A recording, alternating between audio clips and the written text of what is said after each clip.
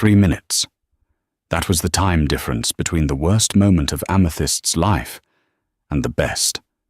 At 10:03 a.m., her husband, Marcus, tossed divorce papers onto her lap, sneering that she was nothing but a dead weight anchoring down his rising career.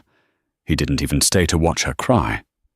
But at 10:06 a.m., as the ink was still drying on the decree, Amethyst's phone buzzed. It wasn't a consolation text. It was a notification from the Global Sovereign Bank. The acquisition was complete. The useless housewife Marcus had just discarded was now the CEO of a shadow corporation worth $800 million. And he had no idea he had just walked away from the biggest empire in New York. The rain in Manhattan didn't wash things clean. It just made the grime slicker.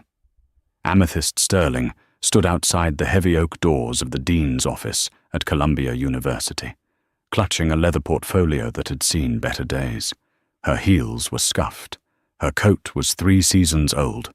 To anyone passing by, the bright-eyed undergraduates, the hurried professors, she looked like a woman trying too hard to hold on to a fading middle-class existence. She checked her watch, a vintage Cartier, the only thing of value her grandmother had left her. It was 8:45 a.m. "Mrs. Sterling?" the secretary called out, not bothering to look up from her typing. "Your husband's assistant called. He won't be attending the ceremony." Amethyst felt the familiar sting, dull and throbbing, in her chest. Of course he wouldn't. Marcus Sterling, the golden boy of Sterling & Cumber's real estate, didn't have time for a graduation ceremony, especially not hers. To Marcus, Amethyst's return to university to finish her MBA at 28 was a quaint little hobby. He liked to joke at dinner parties, back when he still invited her to them, that Amethyst was playing business while he was out building the city. "Thank you, Janice," Amethyst said softly. Her voice was steady, betraying none of the turmoil inside. She walked out into the drizzle, pulling her coat tighter. What Marcus didn't know, what no one knew, was that the portfolio she clutched wasn't filled with homework. It contained the final structuring documents for Project Ether, a proprietary algorithm for predicting urban real estate trends that she had been developing in secret for 4 years. While Marcus was busy shouting at contractors and greasing the palms of city council members, Amethyst had been coding, analyzing, and building. She hadn't used his money. She hadn't used his name. She had used her maiden name, Amethyst Vance, and worked through shell companies so obscure that even the IRS had to squint to see the trail. Her phone buzzed. A text from JT board is assembled at the Pierre Hotel. 11 a.m. sharp. If the papers are signed, the wire hits at noon. 800 Hiletos Metas. Don't be late, Amethyst. JT was Julian Thorne. The Julian Thorne, the venture capitalist who had broken the Bank of England in the 90s and now ran Thorne Capital. He was the only person who knew that the housewife, Amethyst Sterling, was actually the phantom developer EV, whom Wall Street had been buzzing about for months. Amethyst typed back, "I'll be there. Just have to graduate first." She hailed a cab, her heart pounding against her ribs like a trapped bird. Today was the day everything changed. She was going to hand Marcus her diploma, reveal the deal, and finally stand beside him as an equal. Maybe then the sneer would leave his face. Maybe then he would look at her the way he did 5 years ago, before the ambition rotted his soul. She arrived at the auditorium. The air smelled of wet wool and floor wax. Families were cheering. Balloons were bobbing. Amethyst sat alone in row G. When they called Amethyst Sterling, the applause was polite, sparse. She walked across the stage, shook the dean's hand, and took the empty scroll case. She scanned the crowd, desperate for a familiar face. A glimpse of Marcus's charcoal suit, even his driver. Nothing. She walked off the stage, the master's hood heavy on her shoulders. She went to the side exit, pushing open the heavy doors to the alleyway to catch her breath. And there he was. Marcus wasn't alone. He was leaning against his black Bentley, looking every inch the master of the universe. Beside him, laughing with her head thrown back, was Jessica Vane. Amethyst froze. Jessica was the daughter of Senator Vane. She was blonde, statuesque, and wielded her father's influence like a cudgel. She was everything Amethyst wasn't: loud, connected, and undeniably expensive. Marcus saw Amethyst. His smile vanished instantly, replaced by a look of profound annoyance. He checked his Rolex. "You're done?" he asked, as if he were picking up dry cleaning. Yes. "I graduated, Marcus," Amethyst said, stepping into the rain. "I thought you weren't coming." "I'm not here for the ceremony, Amethyst. I'm here because my lawyer said this was the only time I could catch you before my flight to Zurich." Amethyst's blood ran cold. "Zurich? What's in Zurich?" Marcus sighed, a sound of deep, exhausted suffering. He reached into the Bentley and pulled out a thick manila envelope. "We need to stop pretending, Amethyst. This—" He gestured vaguely at her, at the university, at her scuffed heels. "This isn't working for me anymore. My company is about to go public. I need a partner who brings something to the table, not a student, not a dependent." Jessica Vane stepped forward, linking her arm through Marcus's. She looked at Amethyst with pitying eyes. "It's for the best, sweetie. Marcus needs someone who understands the weight of his world. Someone with pedigree." "You're divorcing me?" Amethyst whispered. The rain was matting her hair to her face. "On my graduation day?" "It's effective immediately," Marcus said, shoving the envelope into her hands. "I'm generous. You get the condo in Jersey and a monthly stipend for 2 years. Sign it, now.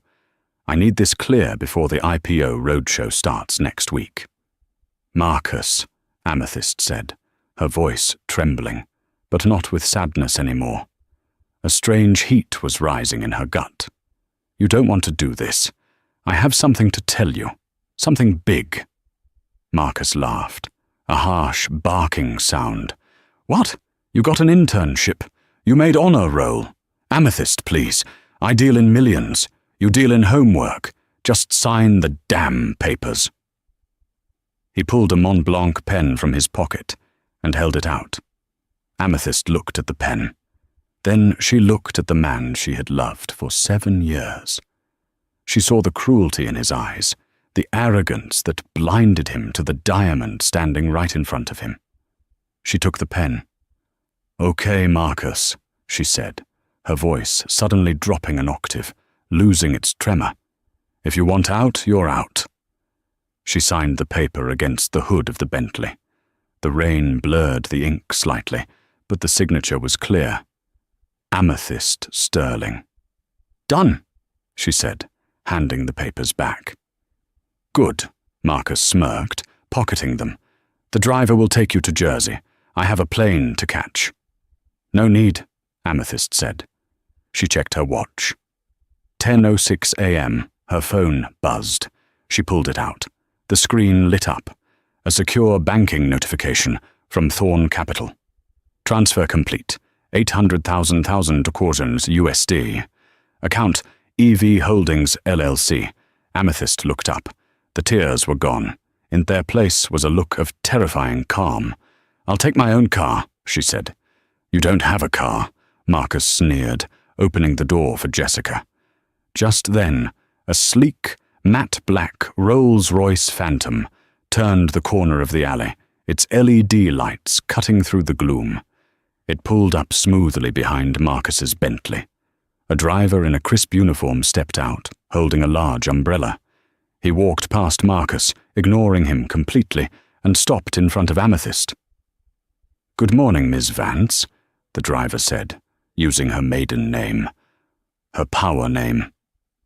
"Mr. Thorne is waiting at the Pierre. The board is ready to toast the new chairman." Marcus froze, his hand half open on the car door. "Miss Vance? Who is he talking to?" Amethyst stepped under the umbrella. She turned back to her ex-husband. "He's talking to the owner of the company you've been trying to buy for 6 months, Marcus. You wanted a partner with pedigree. You just divorced her." She slid into the Rolls-Royce. "Drive, Arthur. We're late." The interior of the Rolls-Royce was a sanctuary of silence and cream leather. As the car pulled away, leaving a stunned Marcus Sterling standing in the rain, Amethyst didn't look back. She couldn't afford to. If she looked back, she might scream or vomit or shatter into a million pieces. She pressed a button on the armrest, and a chilled bottle of water revealed itself. She took a sip, her hands shaking uncontrollably now that the adrenaline was fading. "Are you all right, Miss Vance?" Arthur asked, his eyes meeting hers in the rearview mirror. Arthur had been her security detail for the last 6 months, hired by the investors. He knew more about her double life than her husband did. "I'm divorced, Arthur. Officially." "Congratulations, Mum," Arthur said without a hint of irony. "He was dead weight." Amethyst let out a short, dry laugh. "That's exactly what he called me." The car glided through the traffic of Upper Manhattan. Amethyst opened her portfolio. She had 30 minutes to transform from the discarded wife into the titan of tech. She pulled out a makeup bag, a darker shade of lipstick. She swept her hair back into a severe, elegant bun.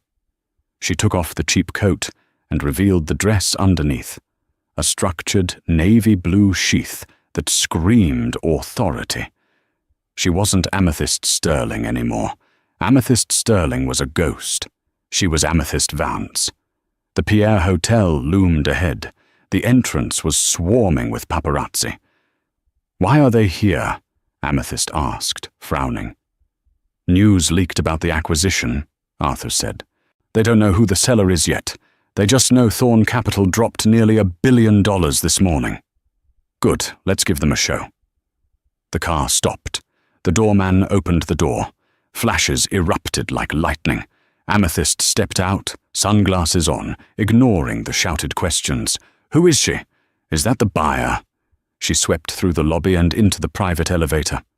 The destination, the penthouse suite. When the doors opened, the noise of the party hit her. It was a subdued, expensive kind of noise. Crystal clinking, low murmurs of men who controlled economies.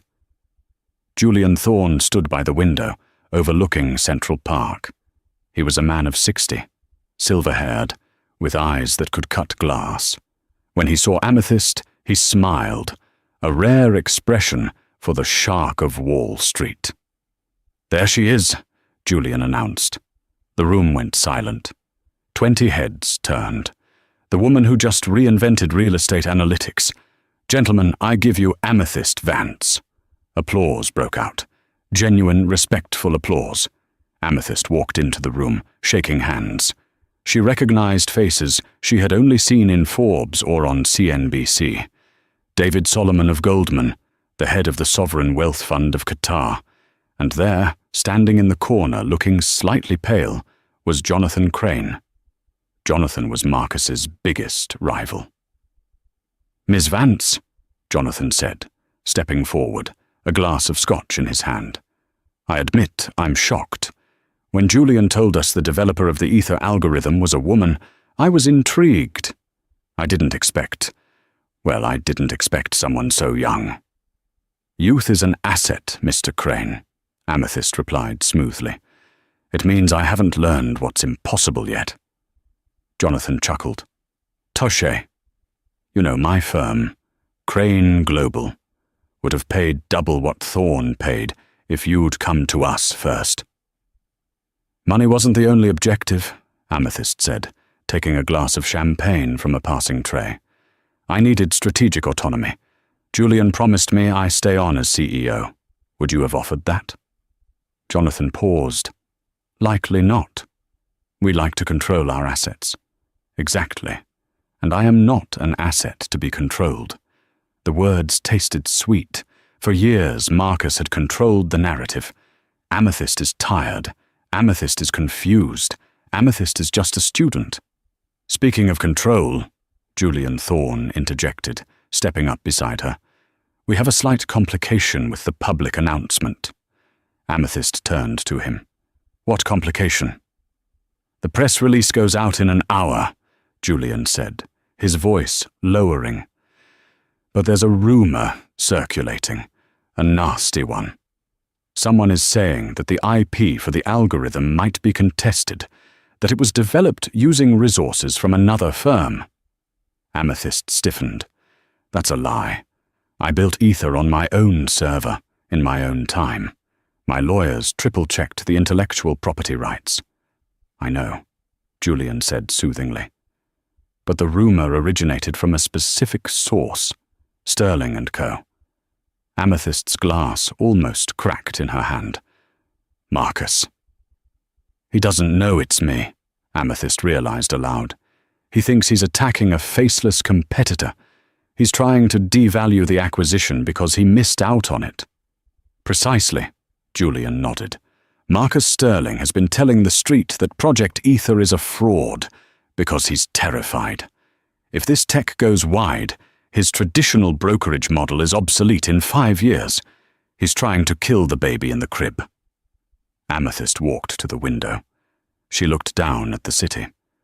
Somewhere down there, Marcus was probably celebrating his freedom, telling Jessica Vane how he had cut the dead weight. He was already plotting to destroy her life's work, without even knowing it was hers. Let him talk, Amethyst said, turning back to the room. Her eyes were cold. If he wants a war, Julian, we'll give him one. But we won't fight him in the press. How then? Julian asked, intrigued. The real estate gala is next Friday, Amethyst said. Marcus is receiving the Developer of the Year award. He thinks he's the King of New York. He is, Jonathan Crane chimed in, unless someone knocks his crown off. Amethyst smiled. It was a smile that would have made Marcus Sterling run for the hills if he had seen it. I don't want to knock it off, Amethyst said softly. I want to buy the castle he's standing in. She looked at Julian. Does Sterling and Coders have any outstanding leverage? Loans? Lines of credit? Julian pulled out his phone. He's highly leveraged for his IPO. He owes about $200 million to Vanguard Western. Buy the debt, Amethyst said instantly. The room went silent again. Excuse me? Julian blinked. Use my portion of the acquisition funds, Amethyst commanded. Buy the debt from Vanguard. Offer them a premium. By tonight, I want to own every cent Marcus Sterling owes. Amethyst, Julian warned. That's aggressive. That's a hostile move. He served me divorce papers on my graduation day. Julian, Amethyst said, her voice dropping to a whisper that carried across the silent room. He threw me away like trash because he wanted a partner with power. I'm just showing him what real power looks like. Julian stared at her for a long moment. Then a slow grin spread across his face. He tapped his glass with a spoon. Gentlemen, Julian announced. Change of plans. We aren't just launching a tech company today. We are going hunting. The week following the divorce was a study in contrasts. For Marcus Sterling, it was a victory lap. For Amethyst Vance, it was a demolition derby conducted in silence. Marcus sat in his corner office at Sterling & Co., situated on the 40th floor of the Seagram building. The view was impeccable, a sprawling grid of steel and ambition. He swirled a glass of 18-year-old Macallan, watching Jessica Vane flip through a bridal magazine on his leather sofa. The plaza is available in June, Jessica said, not looking up. Daddy says if we book it now, he can get the mayor to officiate. June is perfect, Marcus replied, checking his Bloomberg terminal. The ticker for his upcoming IPO was already pre-listed. analysts were predicting an opening price of $45 a share. He was going to be a billionaire. By June, the IPO will be settled, and I'll have bought that island in the Grenadines. He hit the intercom button. Janice, has Amethyst vacated the Jersey condo yet? I'm not sure, Mr. Sterling. Janice's voice crackled, sounding strangely nervous. The courier said the keys were returned yesterday, but they weren't returned to the condo manager. They were sent here, along with a note. A note? Marcus frowned. Bring it in. Janice entered, holding a small, cream-coloured envelope. It wasn't the cheap stationery Amethyst used to buy in bulk. This was heavy cardstock, embossed with a logo Marcus didn't recognize, a stylized, geometric crown. Marcus tore it open. Inside was a single line of text, handwritten in calligraphy. The house always wins. Cryptic, Jessica laughed, tossing her hair. She's probably watching too many movies, trying to be dramatic. She's pathetic, Marcus grunted, tossing the note into the trash. She's probably living in a motel. Just then, the phone on his desk rang. It was the private line, the one reserved for his biggest financiers. Sterling, he answered crisply. Mr. Sterling, this is Charles Whitmore from Vanguard Western. The voice on the other end was clipped, professional, and cold. Charles, good to hear from you. I assume you're calling to confirm the bridge loan extension for the IPO roadshow? Actually, no, Whitmore said. I'm calling to inform you that Vanguard Western has divested your portfolio. As of 9 a.m. this morning, we sold your debt obligations. Marcus froze. You what? My loan agreements have a non-transfer clause. They have a non-transfer clause unless the buyer pays a 20% premium on the principal, Whitmore corrected. Which they did, in cash. Marcus stood up, the scotch slopping over the rim of his glass. Who buys $200 million in corporate debt at a premium? That's bad business, Charles. Who is the holder? A private equity firm registered in Delaware, Red Queen Ventures. Red Queen? Marcus scoffed. Never heard of them. Get me their contact. I'll buy it back. You can't, Whitmore said. They've locked the file. And Mr. Sterling, they've invoked the Material Adverse Change clause. They're auditing your books starting Monday. The line went dead. Marcus stared at the phone. A cold sweat broke out on the back of his neck. An audit? The week before his IPO? If an auditor found even a single misplaced receipt, the SEC would halt the public offering. His billions would vanish. What is it? Jessica asked, sensing the shift in the room. Some no-name firm bought my debt, Marcus muttered, pacing the room. They're trying to squeeze me. It's probably Jonathan Crane. He's trying to sabotage the IPO. So crush them, Jessica said simply. You're Marcus Sterling. You're the developer of the year. You're right, Marcus straightened his tie. I'll handle it at the gala on Friday. Everyone who is anyone will be there. I'll find out who Red Queen Ventures is, and I'll bury them. Meanwhile, 40 blocks uptown, Amethyst stood in the center of the private atelier of Valentino. The dress was a weapon. It was a deep, midnight black velvet that absorbed the light, cut with a neckline that was daring yet regal. It didn't look like a dress a wife wore to support her husband. It looked like a dress a queen wore to an execution. Julian Thorne sat on a velvet ottoman, sipping espresso. So, he took the bait? Hook, line, and sinker, Amethyst said, turning to look at herself in the trifold mirror. He thinks Jonathan Crane is attacking him. He's going to spend the next 48 hours looking in the wrong direction. You know, Julian mused, we could just foreclose on him now. Red Queen Ventures owns his debt. We could seize his buildings tomorrow. No, Amethyst said, her eyes flashing in the mirror. That's financial. I want this to be personal. He humiliated me in private.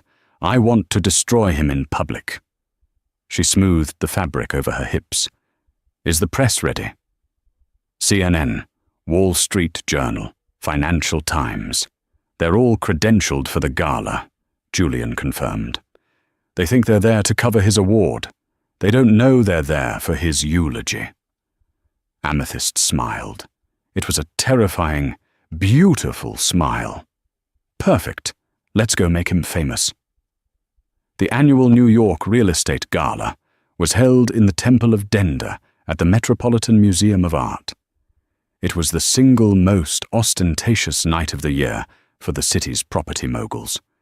The room was bathed in golden light, the ancient Egyptian sandstone glowing behind tables set with white orchids and silver.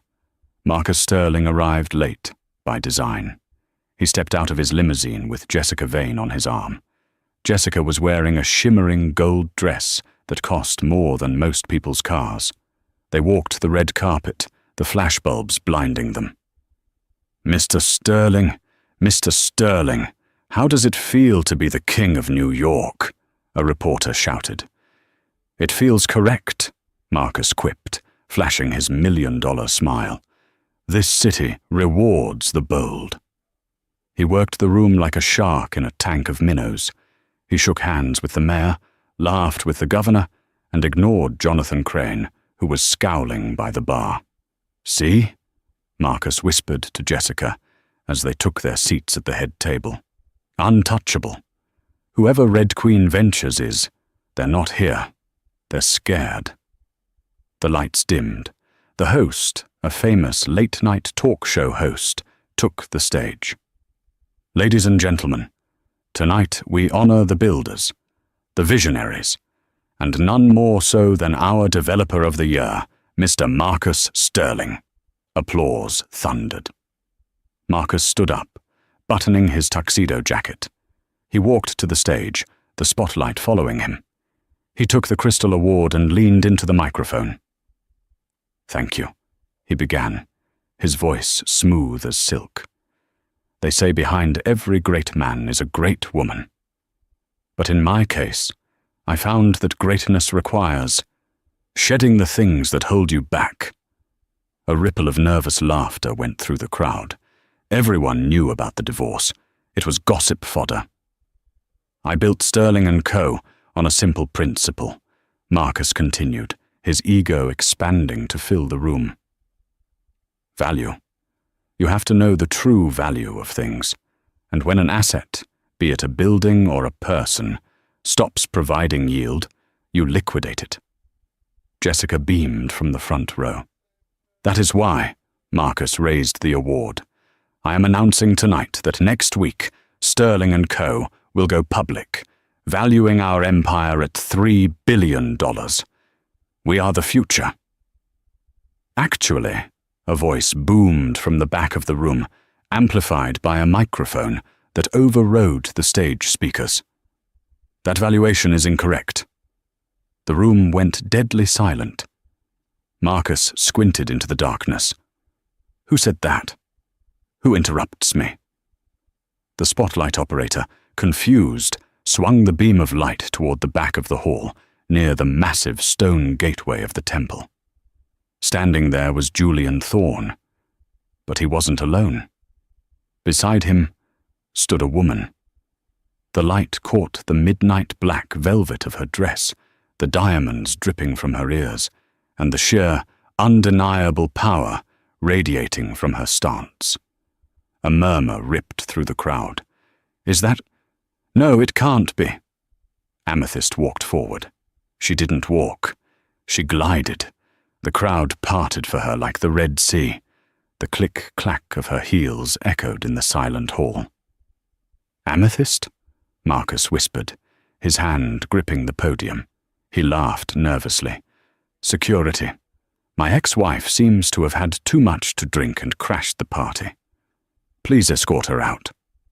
Two security guards stepped forward, but Arthur, Amethyst's massive bodyguard, stepped in their path. He didn't move a muscle, but his presence was enough to stop them cold. Amethyst kept walking until she reached the foot of the stage. She didn't look up at Marcus like a supplicant. She looked at him like a judge. Someone handed her a microphone. "I'm not here as your wife, Marcus," Amethyst said, her voice clear, calm, and amplified to every corner of the museum. "I'm here as the chairman of EV Holdings." "EV Holdings?" Marcus scoffed, trying to regain control. "What is that? A knitting circle? Go home, Amethyst. You're embarrassing yourself." "EV Holdings," Amethyst continued, ignoring his insult, "is the parent company of Red Queen Ventures." The color drained from Marcus's face so fast it looked like he had been slapped. The glass award in his hand slipped, shattering on the stage floor. The sound was deafening. "You," Marcus stammered. "You own the debt?" "I own the debt," Amethyst confirmed. "I own the $200 million bridge loan you used to leverage your IPO. And, Marcus, you missed a clause in the fine print." She pulled a document from her clutch. "The loan covenants state that if the principal borrower undergoes a significant change in management or marital status without notifying the lender within 24 hours, the loan is in default.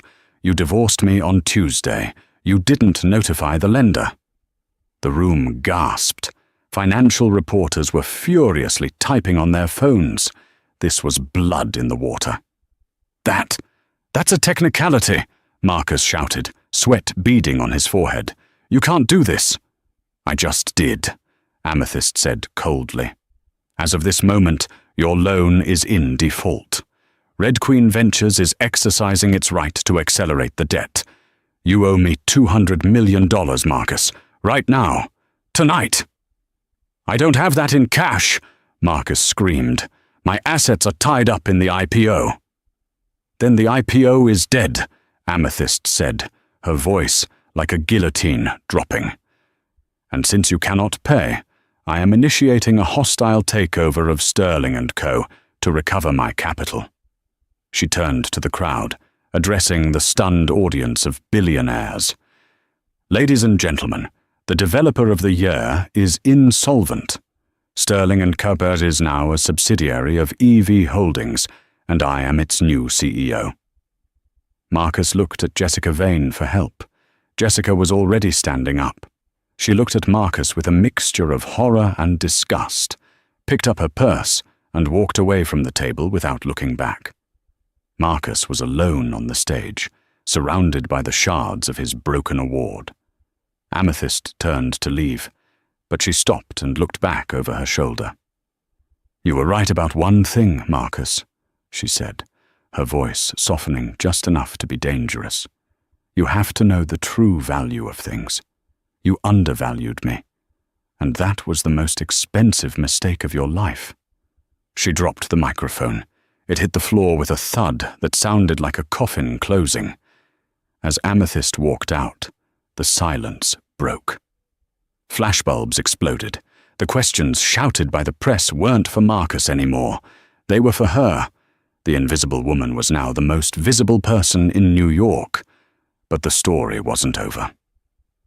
As Amethyst reached the exit, Julian Thorne leaned in. "That was spectacular," he whispered. "But you know what happens when you corner a rat?" "He bites?" Amethyst asked. "No," Julian said grimly. "He calls the other rats." Amethyst's phone buzzed. It was a blocked number. She answered it as she stepped into the cool night air. "You think you've won, Amethyst?" Marcus's voice hissed on the other end. He sounded unhinged. "You took my company. Fine. But you forgot one thing. The Ether algorithm. You built it on my laptop. During our marriage. Under New York law, that makes it marital property. I'm suing you for 50% of your $800 million, and I've got the lawyers to prove it." Amethyst hung up the phone. She looked at the city skyline. "Let him try," she whispered to herself. But deep down, a flicker of fear ignited. She had built the code on an old laptop. His old laptop. If he could prove that, everything she had just built could come crumbling down. The Monday morning after the gala, Amethyst woke up not to the sunrise over Central Park, but to a notification that her world had stopped turning. She tried to pay for her coffee at a boutique cafe on Fifth Avenue. Declined. She tried another card. Declined. A cold knot tightened in her stomach. She opened her banking app. The balance on her personal accounts, and, more terrifyingly, the operational accounts of EV Holdings, showed a balance of 0.0, frozen. Court order, Leroy 89404. Her phone rang. It was Julian Thorne. He didn't say hello. Turn on the television, Amethyst, CNBC. She rushed back to the waiting car, the Rolls-Royce she might not be able to pay for much longer, and told Arthur to turn on the screen. There was Marcus Sterling. He looked haggard, humble, and perfectly sympathetic. He was sitting next to a man who looked like a viper in a bespoke suit, Silas Vane, Jessica's father, the senator, and it turned out, a former prosecutor. "My wife," Marcus was saying to the camera, his voice breaking theatrically, "was brilliant. I always said so. But I never imagined she would use the access I gave her. Access to my servers, my proprietary data, my personal laptop, to build a shadow company and steal my life's work. I'm not just fighting for my money. I'm fighting for every entrepreneur who has been betrayed by the person sleeping next to them." The chyron at the bottom of the screen read, "Sterling sues ex-wife for IP theft and fraud. Assets frozen pending investigation." Amethyst felt like the air had been sucked out of the car.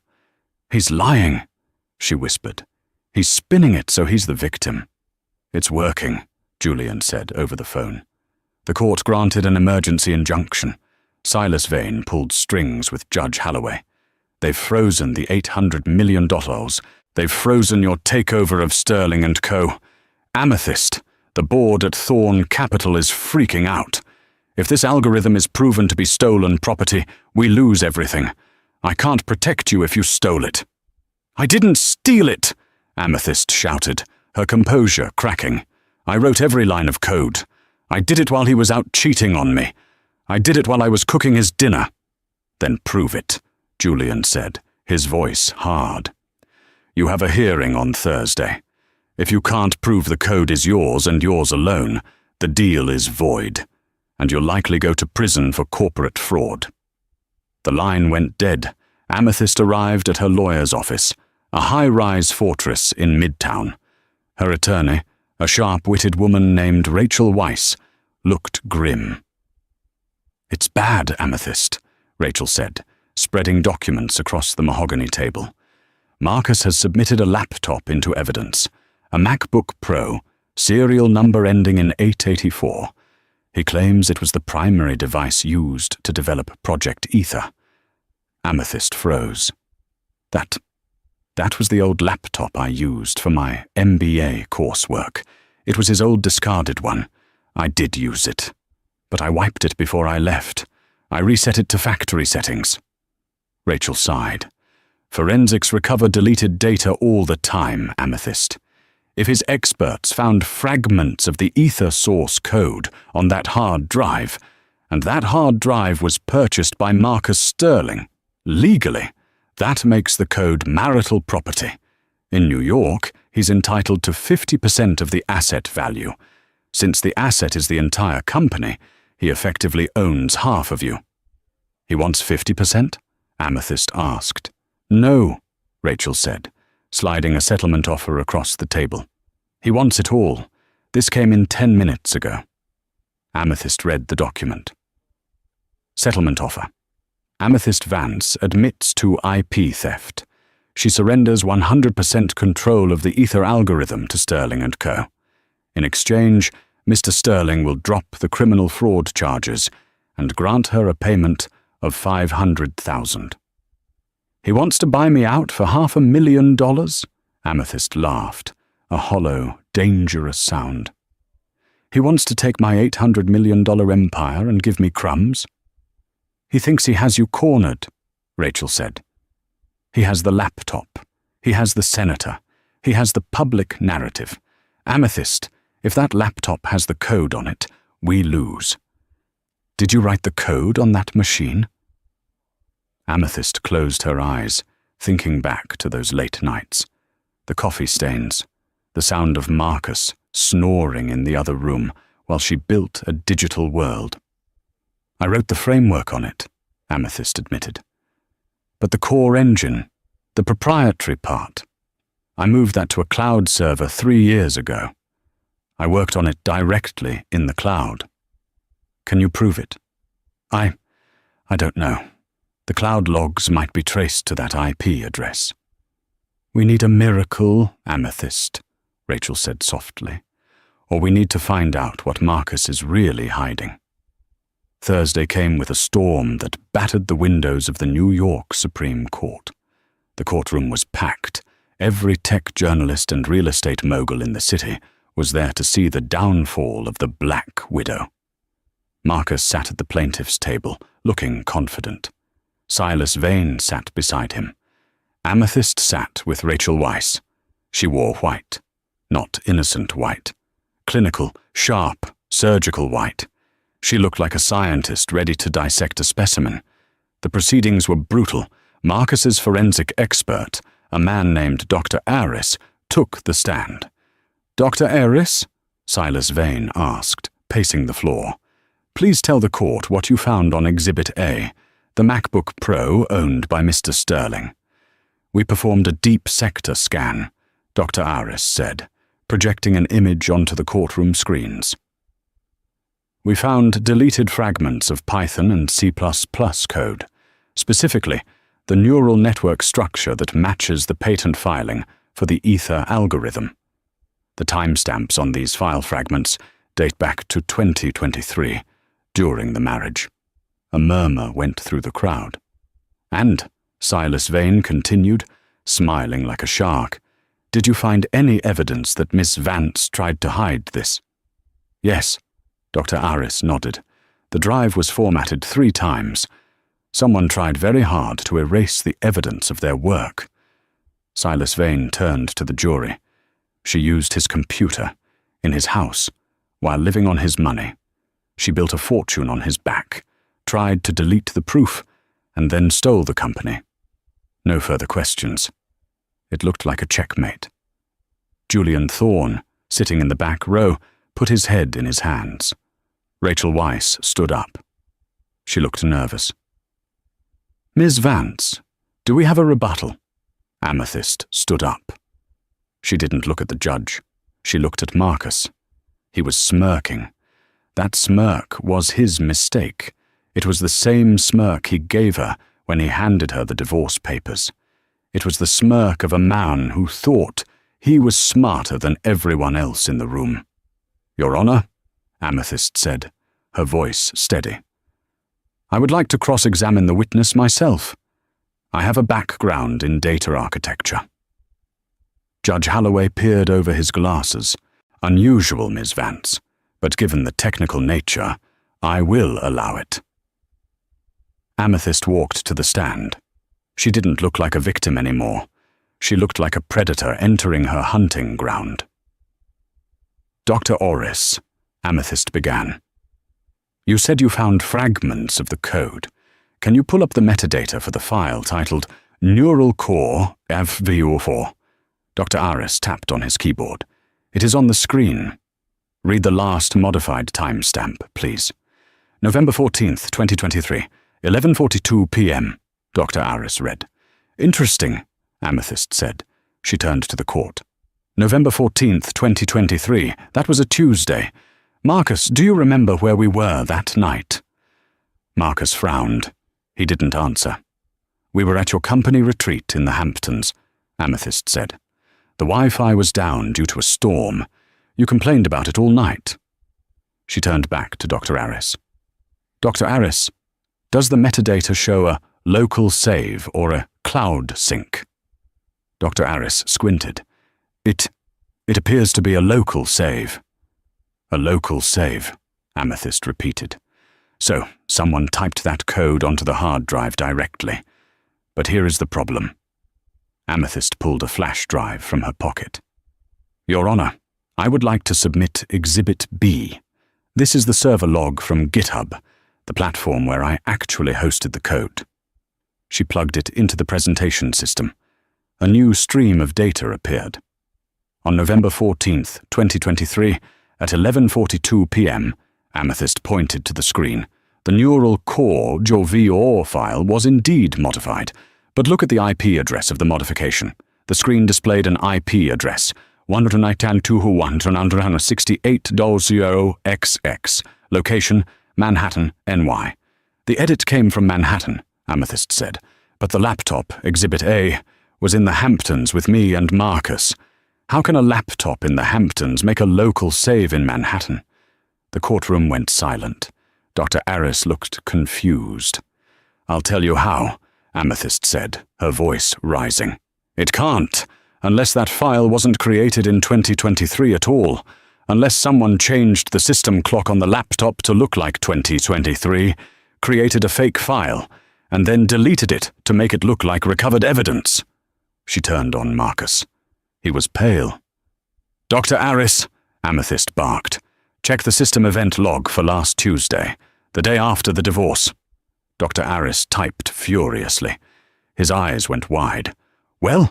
Amethyst demanded. There is an entry, Dr. Aris stammered. System clock manually altered. Backdated to November 2023. Files created. Then system clock restored. The gasp from the gallery sucked the oxygen out of the room. He planted it, Amethyst said, pointing a shaking finger at Marcus. He didn't find the code on the laptop. The laptop was empty. He put the code there last week to frame me for IP theft. Rachel Weisz jumped up. Your Honor, this is perjury. This is tampering with evidence. This is fraud on the court. Silas Vane was already packing his briefcase. He knew when a ship was sinking. He whispered something to Marcus and stood up to leave, distancing himself instantly. Marcus sat frozen. The smirk was gone, replaced by the terrified realization of a man who had just walked into a bear trap. Judge Halloway slammed his gavel. The sound cracked like a gunshot. Mr. Sterling, the judge boomed, you will remain seated. Bailiffs, secure the doors. I am referring this matter to the district attorney immediately for an investigation into evidence tampering and perjury.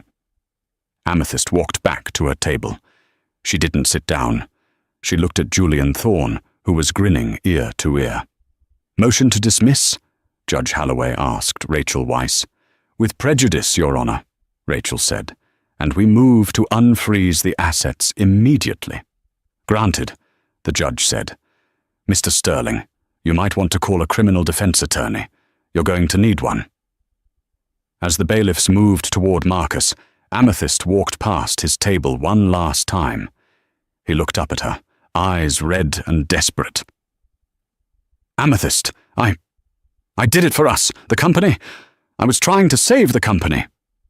Amethyst leaned down, close enough that only he could hear. You didn't have a company, Marcus. You had debt. And now? She straightened up, smoothing her white dress. Now you don't even have your freedom. She walked out of the courtroom doors. The cameras were waiting, but this time she didn't hide.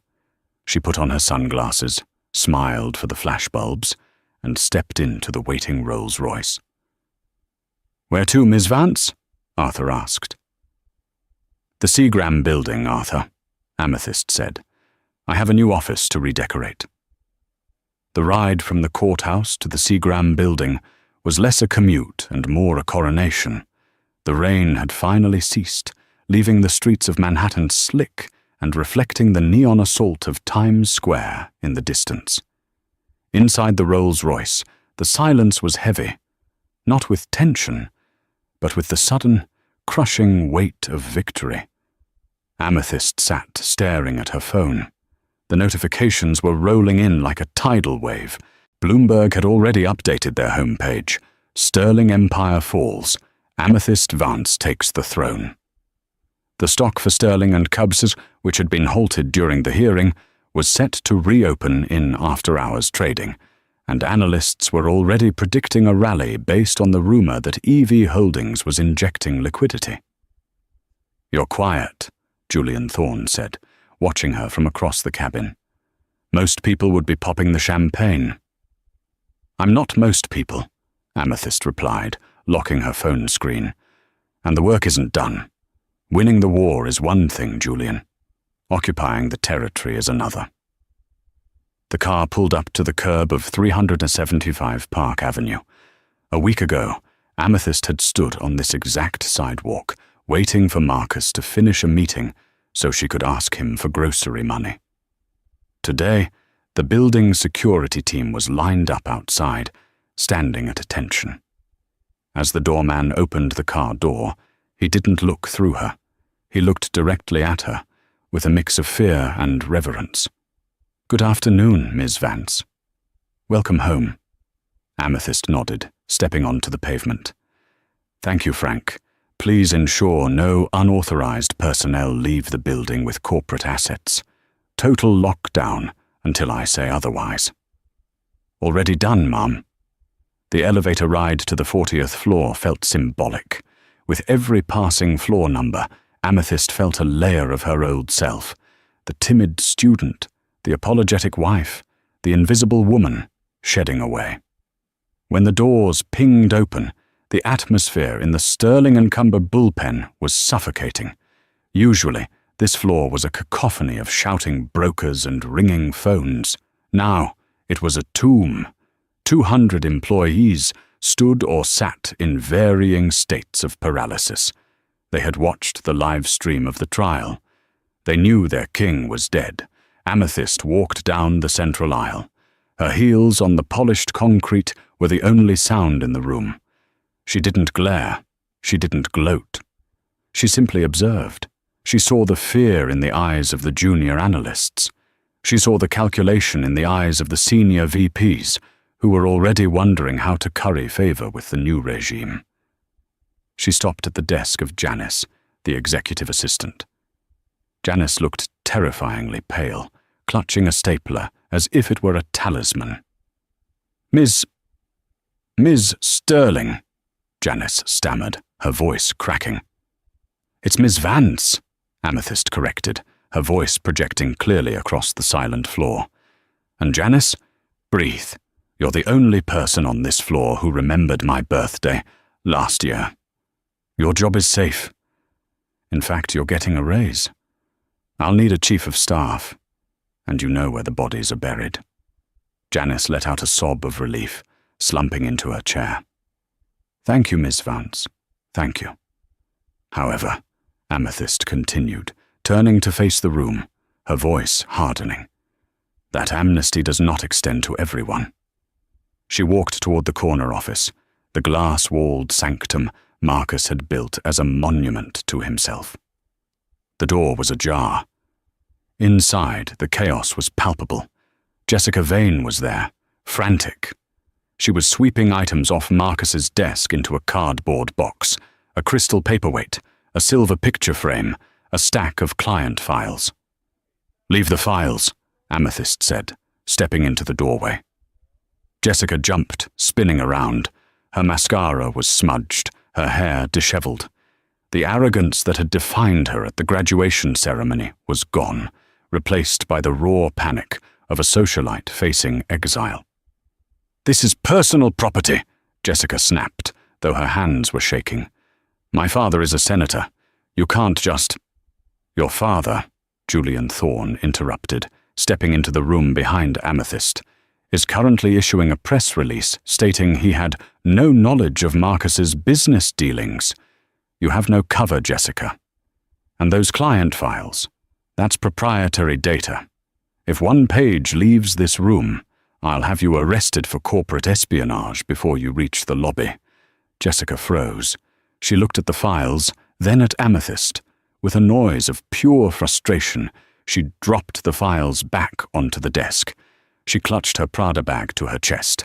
"He's going to appeal, you know," Jessica hissed, trying to summon one last shred of venom.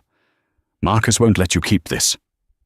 Marcus is currently being processed at Central Booking for perjury and evidence tampering, Amethyst said, calmly, walking around the massive mahogany desk. He'll be lucky if he gets bail. Now get out of my office.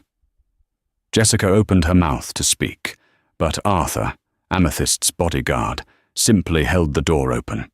The gesture was clear. Defeated, Jessica grabbed her box of trinkets and stormed out, the click-clack of her heels sounding like a retreat. The entire office watched her go. Amethyst turned to the window. The sun was beginning to set, casting long, golden shadows across the city. She placed her hands on the back of the leather executive chair. It was just a chair, but sitting in it felt like closing a circle. She sat. She swiveled to face Julian. "So," Julian said, taking a seat on the plush sofa. "The board of Red Queen Ventures, which is just you and me, needs to make some decisions. What do we do with the brand? The name Sterling is toxic right now." "Burn it," Amethyst said without hesitation. "We rebrand immediately. Remove the signage from the lobby tonight. Send a memo to all staff. Tomorrow morning, they answer the phones as Vance and Thorne Analytics." "Aggressive," Julian nodded appreciatively. "I like it." "And the IPO?" "Cancel it," Amethyst commanded. "We don't need public money. We have the Ether algorithm. We transition the company from a brokerage firm to a prop tech licenser. We sell the data, not the buildings. It's higher margin, lower risk. It's what I tried to tell Marcus to do for 3 years. He never listened," Julian mused. "No, he didn't." Amethyst looked down at the desk. There, under the glass top, was a small calendar Marcus kept. The date, June 15th, was circled in red ink. Grenadine's closing. She picked up the intercom receiver. "Janice?" "Yes. Ms. Vance? Get me the legal file on the petty St. Vincent property Marcus was in escrow for." "The private island, ma'am?" "The deal fell through when the accounts were frozen."